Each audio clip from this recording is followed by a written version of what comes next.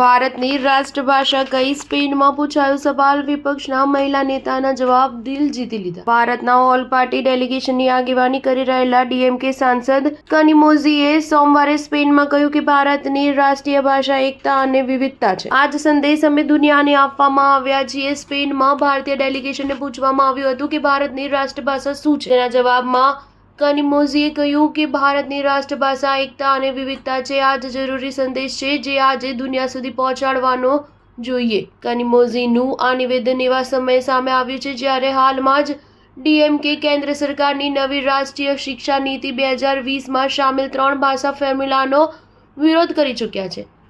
સ્પેનમાં કનિમોઝીના નેતૃત્વમાં ભારતનું ગ્રુપ 6 ડેલિગેશનને સ્પેનના વિદેશ મંત્રી જોસે મેન્યુઅલ અલ્બારેસ સાથે મુલાકાત કરી હતી. સ્પેનમાં ભારતીય દૂતાવાસે જાણકારી આપી હતી કે આ મુલાકાતમાં ભારતીય ડેલિગેશને આતંકવાદ સામે ભારતની લડાઈ અને 22 એપ્રિલે પહલગામમાં થયેલા આતંકવાદી હુમલા પર ભારતની સ્થિતિની જાણકારી આપી હતી. વિદેશ મંત્રી અલ્બારેસે કહ્યું કે સ્પેન ભારતની આતંકવાદ વિરોધી લડાઈમાં સંપૂર્ણ રીતે તેમની સાથે ઊભું છે. આતંકવાદ ક્યારેય જીતી નહીં શકે અને દુનિયામાં શાંતિ સૌથી જરૂરી છે.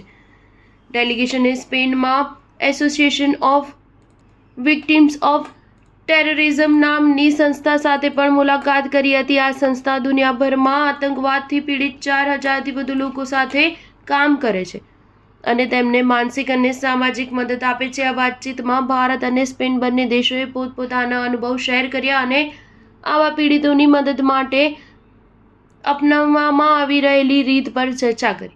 ડેલિગેશને ભારતમાં સીમાપાર આતંકવાદનો સામનો કરવાના પોતાના અનુભવ શેર કર્યા. સ્ટાર ન્યૂઝ 7 હંમેશા સચ્ચાઈની સાથે.